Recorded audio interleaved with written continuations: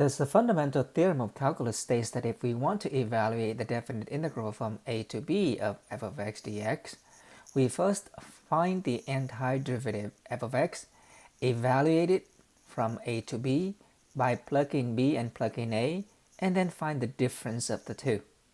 And that is, if we can find an antiderivative of f of x, where f prime of x equals the little f of x. For example, in the previous section, we evaluate this integral, and we see that this is the area under the curve y equals x squared from 0 to 1, and we saw that the answer it was 1/3, but let's verify this. The antiderivative of x squared is x cubed over 3 by guessing check. If we take the derivative of x cubed over 3, we will end up with x squared.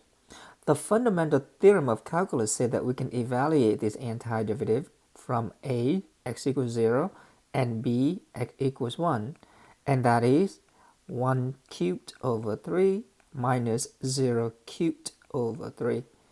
But this is 1/3. This definite integral, the answer is 1/3, represents the area under f of x equals x squared above the x-axis from x equal to 0 to x equals 1. Another example. A particle is moving along the x-axis whose velocity is given by v of t equals t squared.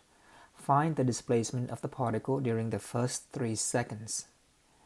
Recall that the displacement is the change in the position, or the ending position minus the beginning position, that is s of b minus s of a.